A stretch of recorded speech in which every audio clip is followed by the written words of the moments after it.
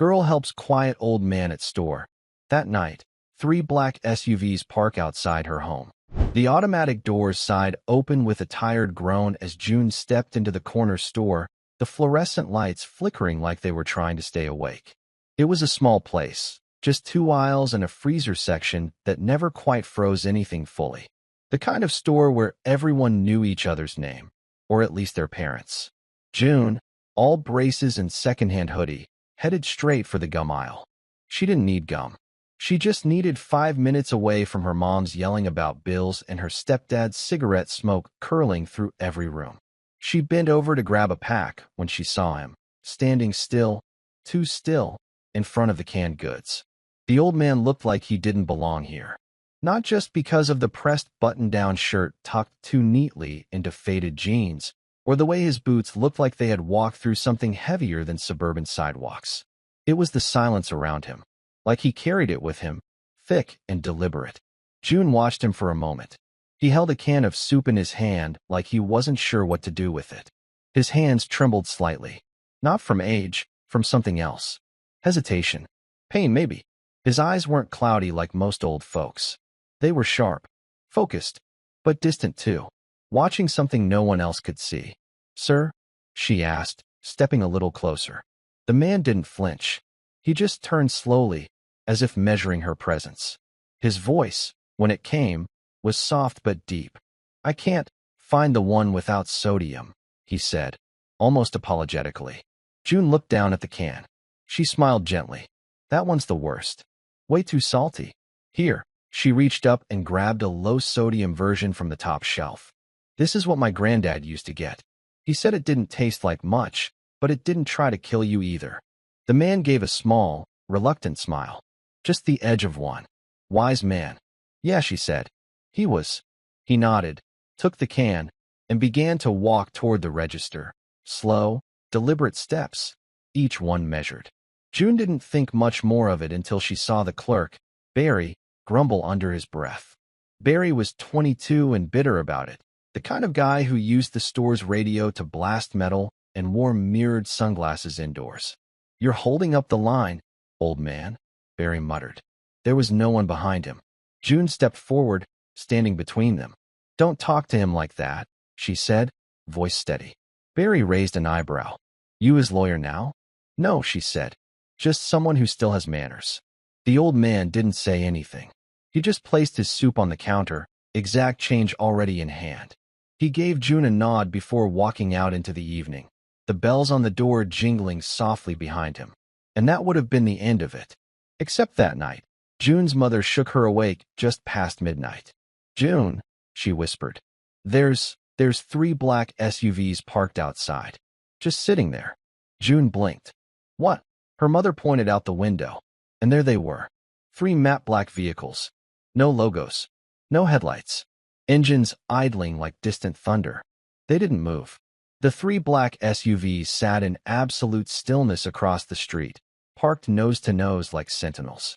No one stepped out. No lights flickered on. Just the low, almost inaudible hum of idling engines. Their windows were tinted so dark they looked like obsidian, swallowing all reflection. June stared from behind the curtain, heart racing in her chest like it didn't belong there. She counted the seconds, then the minutes. Nothing.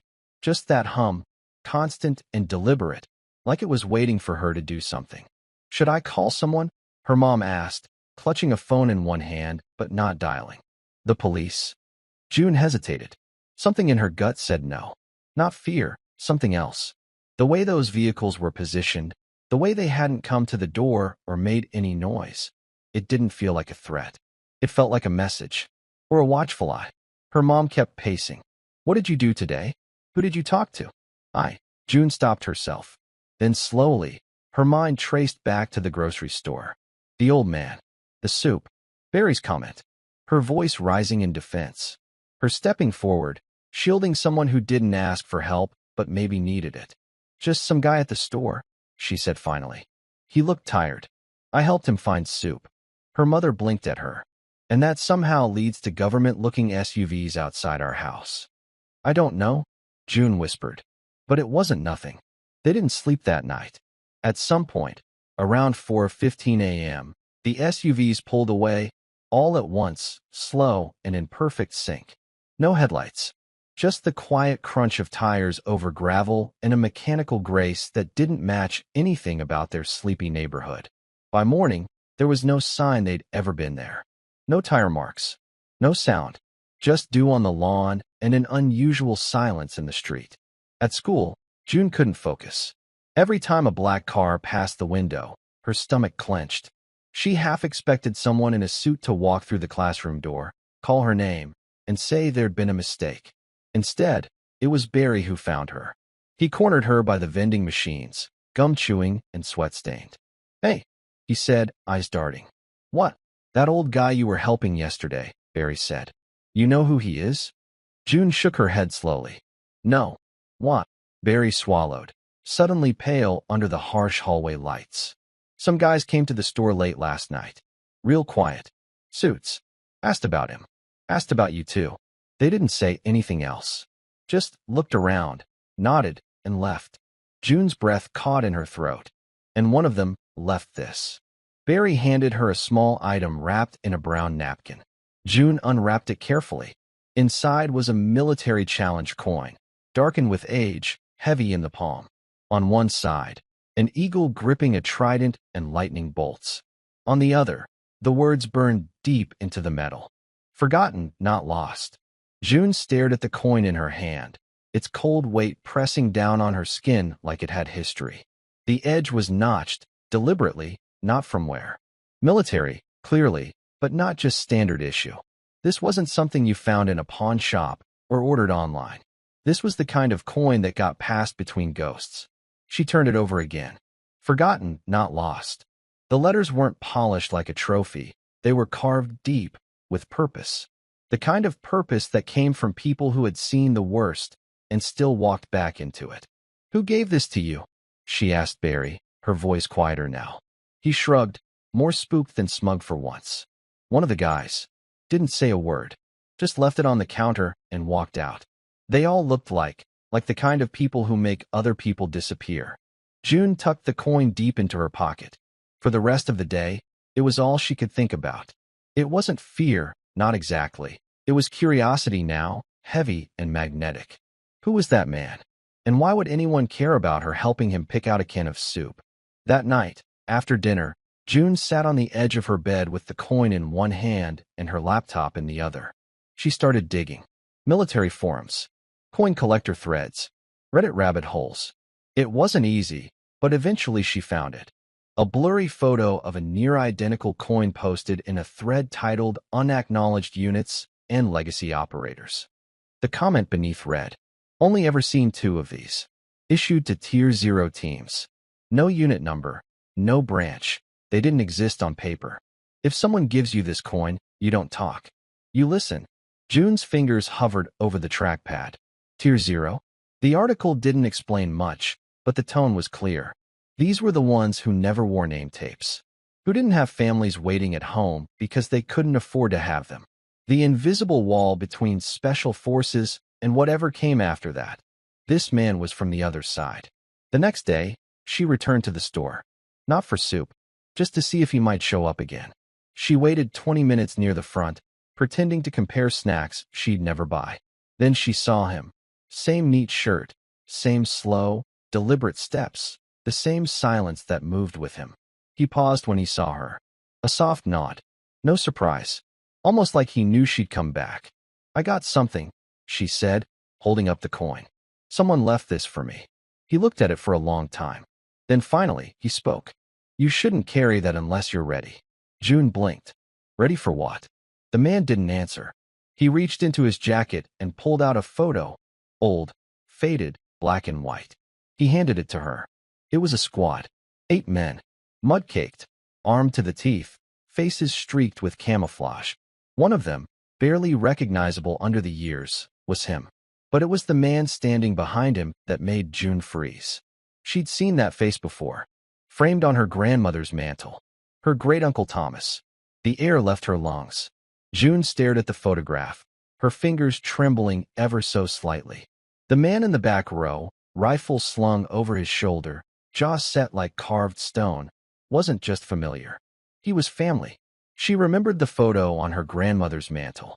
A younger version, in dress blues, stiff and formal. Her great-uncle Thomas. The man no one in the family ever really talked about. He had gone missing decades ago. Not killed. Not captured. Just gone. June's mother once said, in a hushed voice over tea, he joined some unit that didn't exist. Your grandmother got a folded flag and nothing else.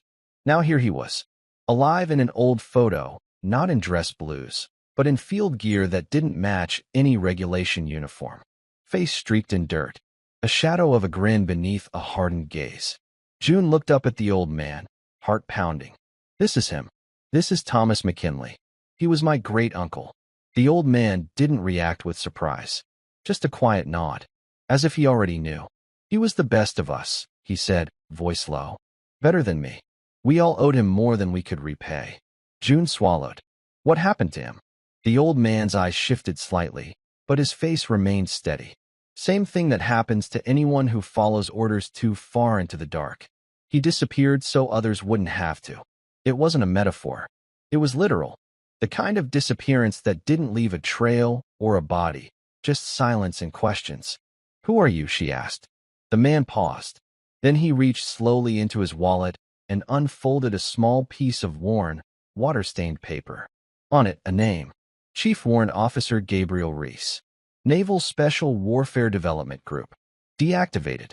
You can call me Gabe, he said. But that title, it belongs to another time. June looked at him, really looked this time. The way his shoulders settled square even when at rest. The faint, silvery line of an old scar beneath his jaw. The calluses on his hands, too even to come from carpentry, too precise to be accidental. This man hadn't just served. He'd led men through nightmares. Why did those people come to my house? She asked. Gabe exhaled through his nose. Because kindness, especially the kind that isn't asked for, echoes. That doesn't make sense. It will, he said. Soon. He glanced toward the street. June followed his eyes and saw something parked in the distance. Another black SUV, but not quite like the others. This one was older. Dust on the fenders. License plate half missing. It didn't idle. It just waited. They're not here to hurt you, Gabe said softly.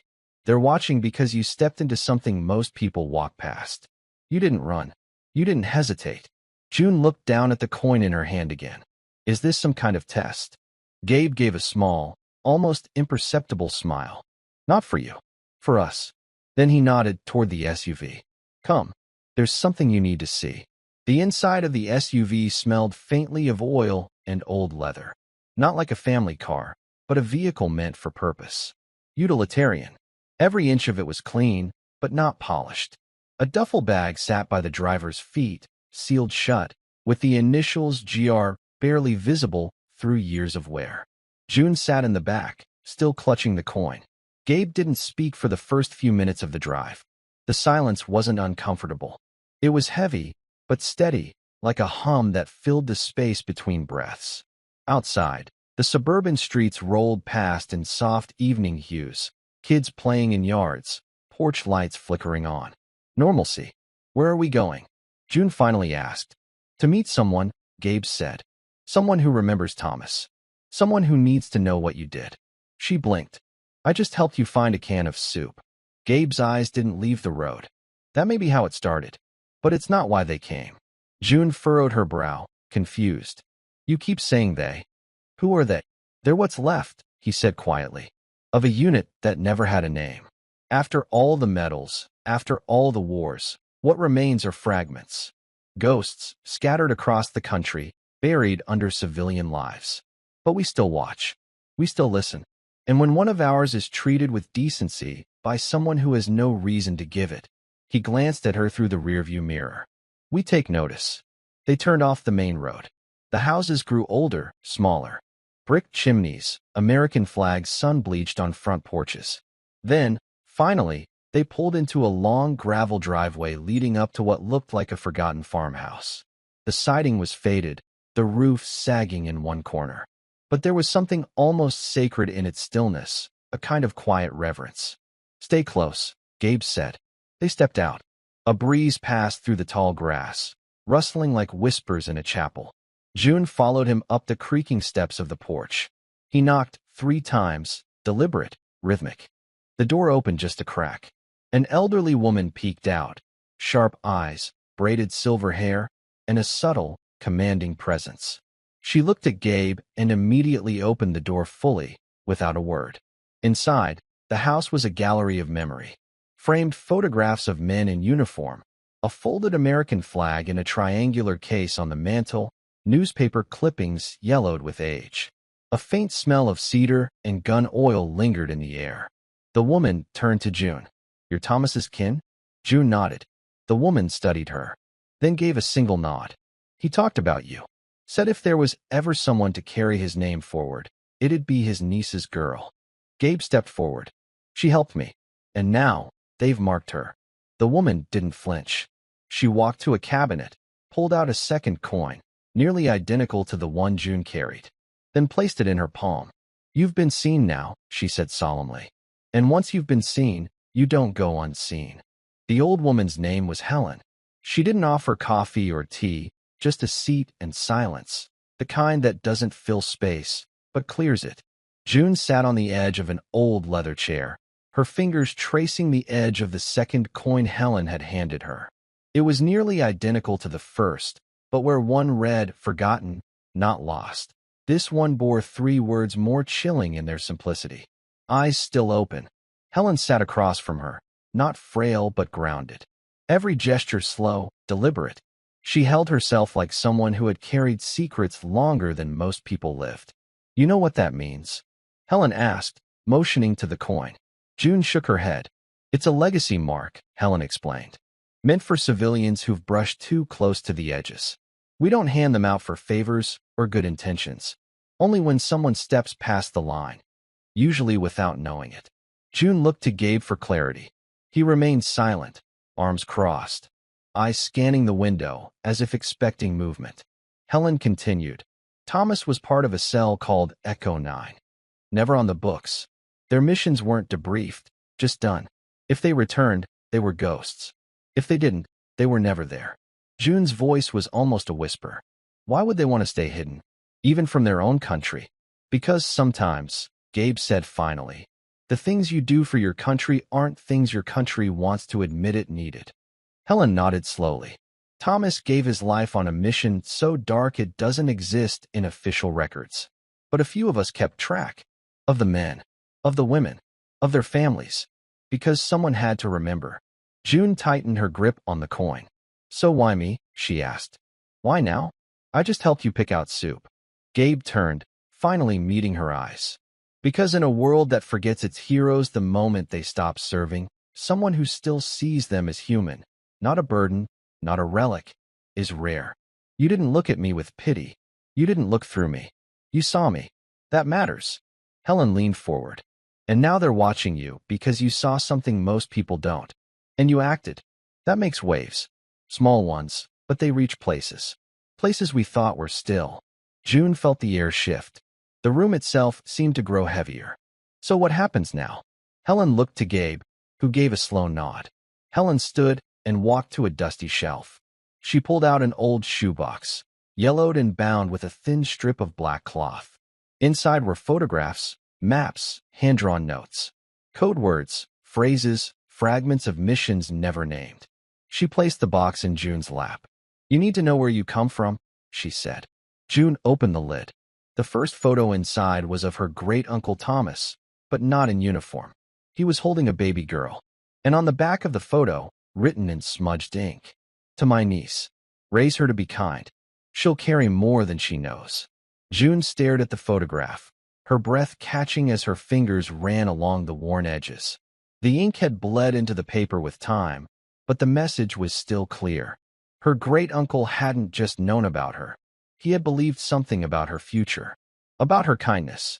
The baby in his arms, barely weeks old, had a tuft of dark hair and a sleepy, confused expression. Her mother had that same look in old baby photos. So this was real. June's hands trembled slightly as she picked through the contents of the shoebox. Each item was another shard of someone else's life, scraps of a puzzle too dangerous to finish but too sacred to discard.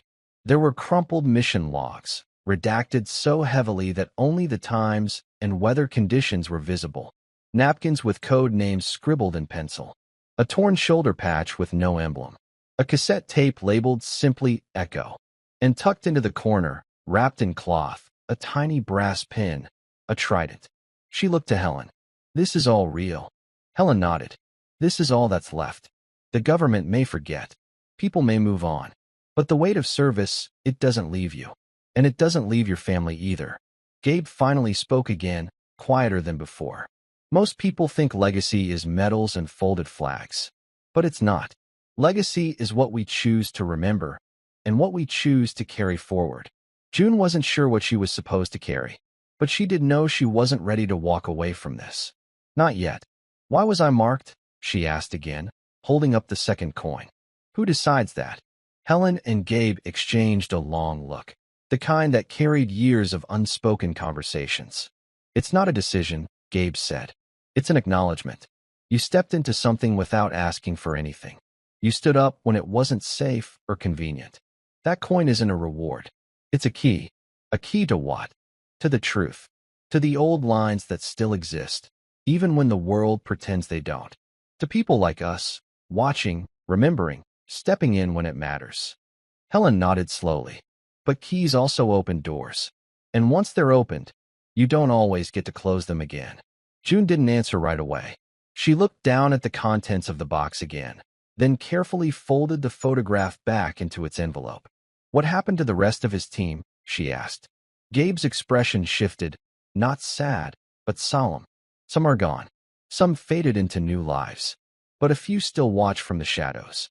He walked over to a dusty bookshelf, pulled a black binder from behind a row of encyclopedias, and opened it. Inside were names, handwritten, coordinates, postmarks. We call them the quiet, he said. Veterans without graves. Soldiers without records. But they never stopped serving. He closed the binder and met June's gaze. And now they've taken an interest in you. They sat in silence for a while. The kind of silence that wasn't awkward, just full. Like there was too much to say and not enough right words to say it. The sun had dipped low by now, casting long golden beams across Helen's hardwood floor. Dust drifted lazily in the light. Time had slowed down in this house. Or maybe it just moved differently here. June stared at the binder Gabe had set on the table. Its cover was blank, but its presence felt anything but empty. You keep a list? She asked. Gabe nodded. Only the ones who want to be found in case the world ever needs them again. He opened to the first page. A single name written in block letters. Call sign, Nomad. Status, unknown. Last seen, Northern Cascades. Note, refused burial. Said he hadn't earned rest yet. Beneath it, a hand-drawn map marked with red circles and cryptic notations. June skimmed through more names. Phantom, Widow, Preacher, Ghost Dog. One after another, all written by hand, with reverence. These aren't just names, Gabe said. They're oaths. The quiet don't talk. They don't show off. But they remember. And sometimes they return. To do what? She asked. Whatever needs to be done. June felt a chill. Not fear, awe. This wasn't about soldiers hiding from the world. It was about protectors waiting until the world needed protecting again. But I'm just a kid, she said softly. Why would any of this matter to me? Helen leaned forward, her eyes piercing but kind. Because the world doesn't change when heroes kick down doors. It changes when someone chooses to stand up without being asked. That's what Thomas believed. And it's what you did. June swallowed hard. I didn't know it would mean all this. Most people don't, Gabe said. But it doesn't change what it means. Just then, a soft chime echoed from Helen's hallway. A security sensor. Gabe stood immediately. Not rushed. Not alarmed. Just ready. Helen pressed a button on a small panel beside the mantel. A monitor blinked on, grainy black and white. One SUV. Parked at the edge of the property. Not black this time. Dark gray dust-streaked. Still. Not ours, Gabe said. Helen narrowed her eyes. That's a message. What kind? June asked. The respectful kind, Gabe said. They could have come in. Could have knocked. But they're waiting. which means someone's coming who wants to be seen. Helen turned to June. It's time for you to see what legacy really looks like. She rose, calm and measured, and motioned toward the front porch. Outside, the air had shifted. The sunset had turned the sky to burning gold and blood orange. The crickets had fallen silent. And as June stepped onto the porch, a figure emerged from the SUV. Not military, not threatening. A woman, late 50s, dressed in simple jeans and a windbreaker. Her walk was confident, not aggressive, not boastful, just certain. Gabe let out a quiet breath. Command. She approached without haste, the gravel crunching softly under her boots, one hand in her pocket, the other holding nothing but the air around her. Her presence said everything that needed saying. She didn't need medals or introductions. You could tell by the way Gabe shifted, not nervously, but with quiet respect, that this woman had once given orders that shaped missions no one could speak about. Helen stood on the porch, arms crossed, but eyes softened. June stayed just behind them, her heart racing again, unsure why. The woman stopped 5 feet from the steps. She looked up at Gabe and offered a nod. Not one of greeting, but of recognition. Chief, she said. Commander, Gabe replied. Then silence again, heavy, charged. Finally, the woman looked to June. So you're the one. June blinked. The one what? The woman gave a small, dry smile. The one who reminded a warrior what it felt like to be human. Gabe cleared his throat. She stepped up. Small act. Big echo. The commander nodded slowly. That's usually how it starts. She climbed the porch steps and sat on the old wooden bench as if she'd done it 1,000 times before. Her eyes met June's. They were sharp, but not unkind. The kind of eyes that had seen too much and still looked for good in people. My name's Olivia Cardenas, she said. Used to run dark teams out of Langley. Before that, tier ops in Libya, Kashmir, and places you won't find on maps. I've buried friends, burned records, and pulled broken men out of jungles with nothing but a flashlight and a prayer. June didn't know what to say. I'm telling you this, Olivia continued, because you've stepped into a current that doesn't run on surface maps. Most civilians never touch it. And the ones that do, they don't always come back. I didn't ask for this, June said quietly. Neither did any of us, Olivia replied. But here we are. She leaned back, exhaling slowly. Thomas McKinley was one of the finest operators I ever worked with, she said. He had a way of steadying a whole team with just a look.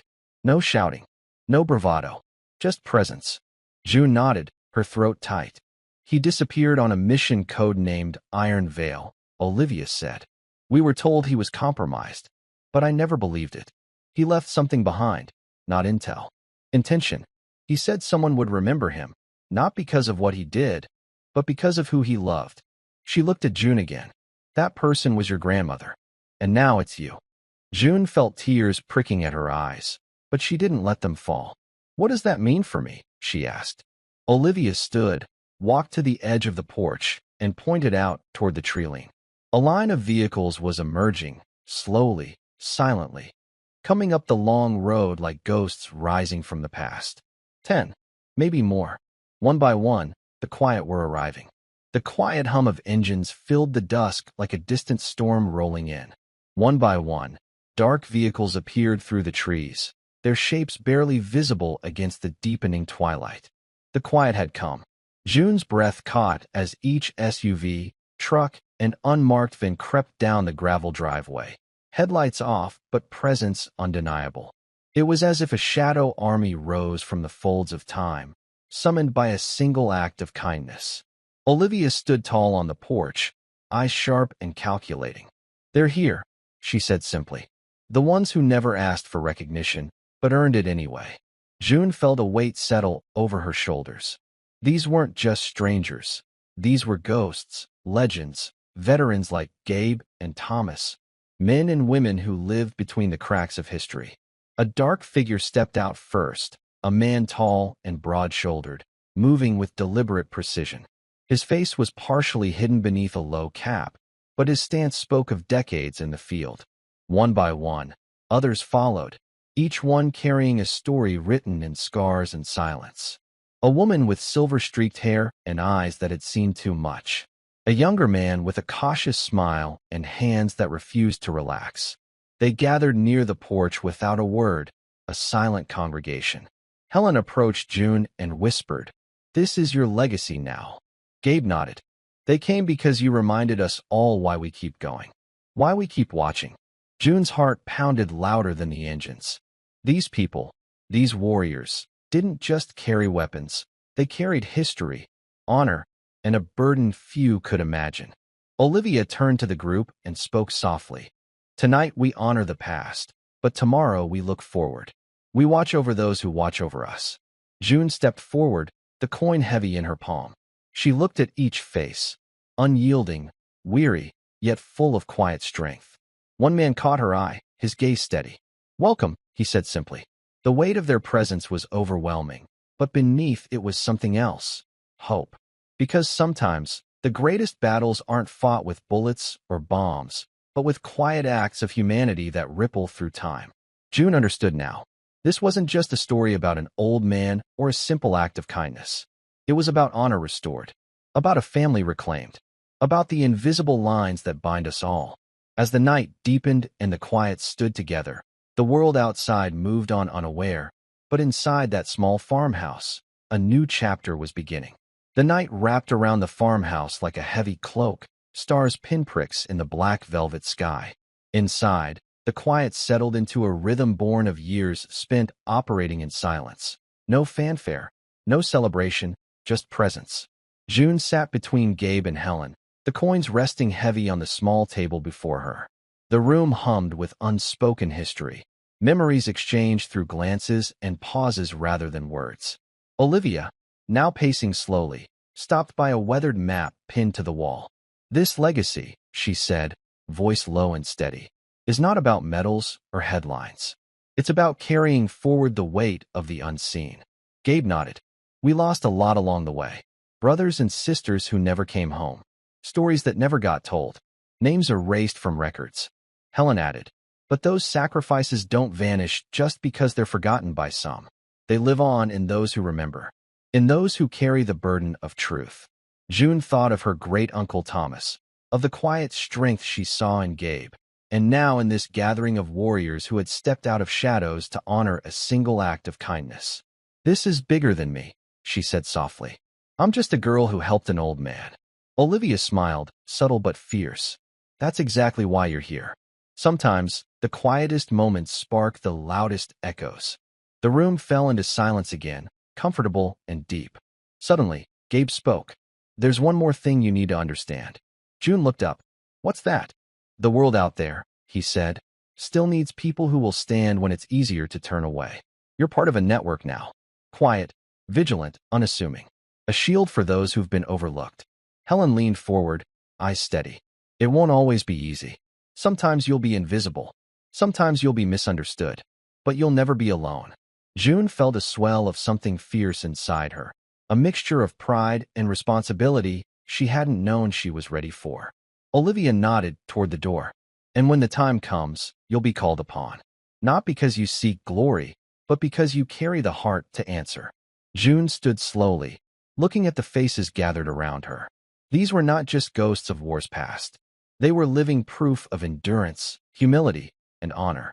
In that quiet farmhouse, surrounded by warriors who had given everything and asked for nothing, June realized her own journey was only beginning.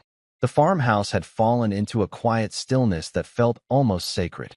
Outside, the night air was cool and crisp, filled with the scent of pine and earth. The stars shone like scattered diamonds against the black canvas above, distant and indifferent, yet steady, witnesses to everything below.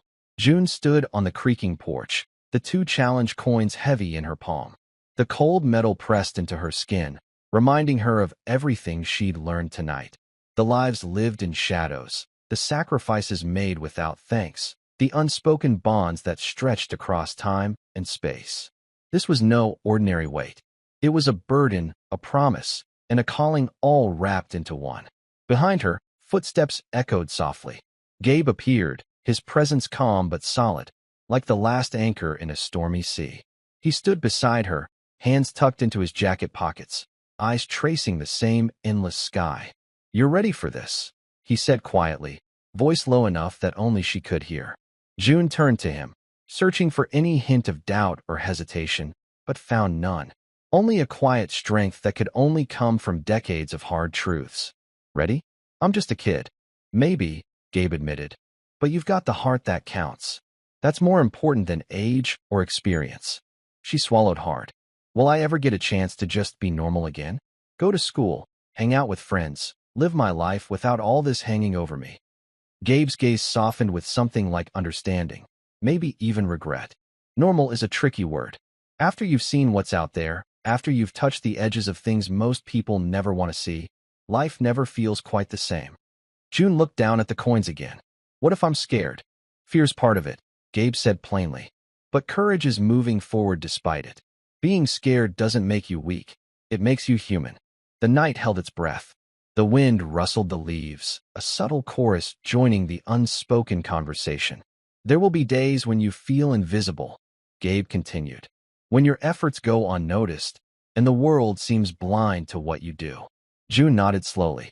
"Why keep going then? Why not just walk away?" "Because someone has to," Gabe said, his voice steady as the earth beneath their feet. "Because kindness matters, even when it goes unseen. Because honor isn't just about medals or ceremonies. It's about presence, showing up, standing firm, and never forgetting who you are." A soft sound interrupted them, gravel crunching beneath boots. Olivia appeared, her silhouette framed by moonlight. She walked up the driveway with the same measured confidence she'd shown earlier, eyes sharp but kind. "Time to rest," Olivia said as she reached the porch, her voice carrying a calm authority. "Tomorrow, the real work begins." June looked out toward the row of dark SUVs, their shapes like sentinels waiting in the shadows. The quiet had gathered tonight, but their mission stretched far beyond the farmhouse walls. As the night deepened, the weight of the legacy settled fully on June's shoulders. She was no longer just a girl who helped an old man at a store. She was part of something larger, a chain of honor, sacrifice, and quiet strength that stretched across generations. For the first time in her life, she felt it, belonging. And she knew, without a doubt, she would never be alone again. Morning light seeped softly through the cracks in the weathered curtains, painting the farmhouse walls with pale gold. June stirred awake, the weight of the coins still resting heavy in her pocket. Tangible reminders of a night that felt more like a dream or a crossing into a new reality. Outside, the world was waking, but inside the house, a calm persisted. The quiet had dispersed into the early morning mist like shadows dissolving at first light, leaving behind an echo of their presence in the quiet air. June rose and found Gabe already in the kitchen, brewing coffee with a practiced, steady hand. The rich aroma filled the small room, a simple comfort amidst complex truths. "You sleep?" Gabe asked without looking up. "Not really," June admitted. "Too many thoughts." He nodded knowingly. "That's normal." She wrapped her hands around the warm mug he handed her and took a slow sip, the bitterness grounding her. "Tell me something," she said softly. "What happens now?"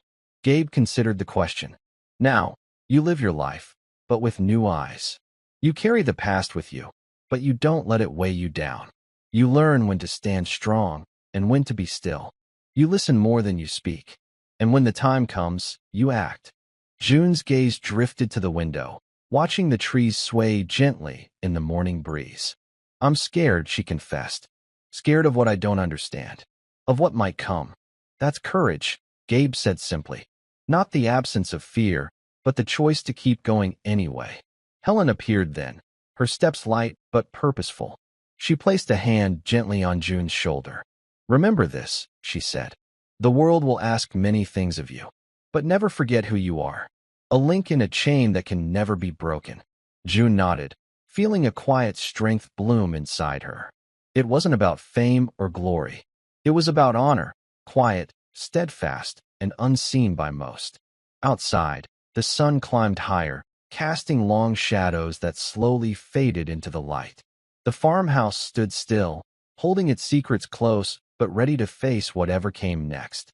June took a deep breath, feeling the weight of her new reality settle into place. She was no longer just a teenager in a small town. She was part of something timeless.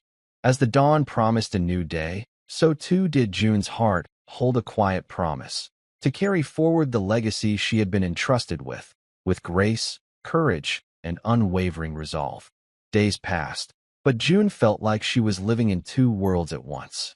The school hallways, the classrooms, the chatter of her friends, all felt distant, almost unreal, like she was watching from behind a glass wall. The life she once knew was still there, but something inside her had shifted irrevocably. Walking home one late afternoon, the sun hung low in the sky, casting long, orange shadows over the familiar neighborhood. June's eyes flicked toward a car parked near the corner, a black sedan with tinted windows, engine off, seemingly waiting. Her heart skipped a beat, but she told herself it was just nerves. After all, who would be watching her here? At the grocery store the next day, she noticed the quiet dignity in the people she'd once overlooked. When an elderly woman struggled with a heavy bag of groceries, June didn't hesitate. She stepped forward, offering help without a second thought. The woman's grateful smile was like a small beacon of light in her increasingly complex world. Later, back at the farmhouse, June sat with Gabe and Helen around the kitchen table. Maps were spread before them, large, faded parchments marked with red dots and cryptic notes. Each dot represented a location where the quiet still operated, places where help was needed but rarely asked for. These aren't just points on a map, Gabe explained. They're lifelines. Silent calls for aid in places no one else will go. Helen's eyes met June's, steady and unwavering. Your role won't be to fight every battle. It will be to know when to step in, to listen carefully, and to act with the precision of a scalpel, not the hammer. June nodded slowly. The responsibility felt heavy, yet strangely right. The world was far larger and darker than she'd ever imagined, but so was the courage inside her. That night, lying in bed, June stared at the ceiling, the coin still warm in her pocket. Her thoughts drifted to her great-uncle Thomas, Gabe, Olivia, Helen, the men and women who had carried their burdens in silence, protecting a world that didn't even know they existed. She understood now. Their strength wasn't loud or flashy. It was quiet, resilient, enduring. And now, that strength was hers.